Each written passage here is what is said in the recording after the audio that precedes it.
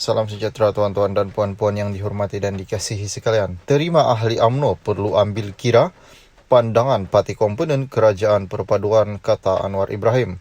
Keputusan untuk menerima pimpinan UMNO yang dipecat sekiranya mereka mahu menyertai parti dalam PH akan mengambil kira pandangan pimpinan setiap parti komponen dalam gabungan itu. Perdana Menteri Datuk Seri Anwar Ibrahim yang juga pengurus CPH berkata beliau itu juga perlu mengambil kesepakatan dalam kerajaan perpaduan. Setakat waktu ini masih belum ada sebarang pelawaan untuk ahli UMNO yang dipecat itu untuk bersama Pakatan Harapan. Sekiranya ada, kita akan teliti dan tentukannya mendapat pandangan kepimpinan lain, katanya selepas merasmikan pembukaan Pusat Khidmat Rakyat Parlimen Tambun di Meru Raya di sini. Yang turut hadir ahli undangan negeri Adun Hala Hulu Kinta Muhammad Arafat, Varisai Muhammad dan timbalan pengurusi PKR Perak Muhammad Hairul Amir Sabri. Anwar yang juga ahli Parlimen Tambun berkata pandangan daripada parti komponen yang lain perlu juga kerukunan dan kedamaian kerajaan perpaduan yang dibentuk antara PH dan BN khususnya.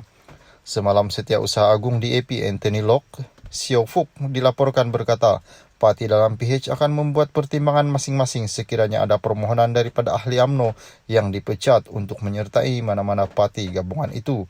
Katanya PH tidak perlu masuk campur dalam urusan parti komponen dan setakat ini mana-mana ahli UMNO yang berdepan tindakan itu juga belum menyatakan hasrat mereka.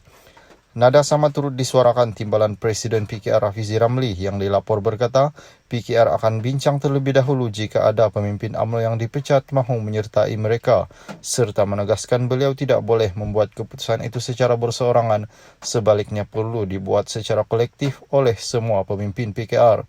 Media sebelum ini melaporkan bekas Ketua Pemuda UMNO dan juga bekas Ahli Parlimen Rembau, Khairi Jamaluddin dan bekas pengurusi Badan Pertubuhan UMNO Selangor, Tan Sri Omar dipecat daripada UMNO.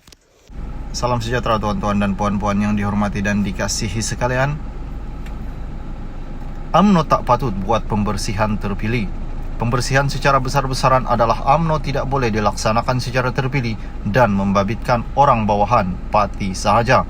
Langkah itu menurut bekas ahli Majlis Kerja Tertinggi UMNO, Datuk Seri Syahidan Kasim, perlu dilaksanakan secara seimbang membabitkan semua peringkat ahli dalam parti termasuk kepimpinan tertinggi UMNO. Syahidan antara pemimpin yang terawal digugurkan keahlian kerana didapati mencalonkan diri bagi bertanding mewakili parti lawan untuk PRU 15 yang lalu. Beliau menegaskan tidak boleh mengulas lanjut atau ikut campur urusan parti itu apabila digugurkan sebagai ahli.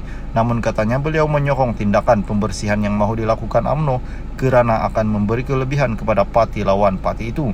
Saya menyokong usaha itu. Ia membolehkan PN lebih mudah melawan UMNO apabila ramai pemimpin dan aktivis utama parti kini sudah dikeluarkan. Lihat saja tindakan mereka menyingkirkan nama-nama besar parti seperti Datuk Seri Tajuddin Abdul Rahman, Tan Sri Anwar Musa dan beberapa nama lain yang mana cukup hebat. Beliau mengulas langkah UMNO yang mahu mengadakan pembersihan besar-besaran terhadap mereka yang mensabotase parti dan calon pada PRU umum yang lalu. Kenyataan itu secara tidak langsung memberikan isyarat beberapa pemimpin bakal disingkirkan dalam mesyuarat kerja tertinggi UMNO malam itu. Semalam Presiden UMNO Datuk Seri Dr. Ahmad Zahid Hamidi memaklumkan pembersihan besar-besaran itu adalah antara perkara yang akan dibincangkan keputusan dalam MKT UMNO sebagaimana dinyatakan dalam Perhimpunan Agung UMNO pertengahan bulan ini.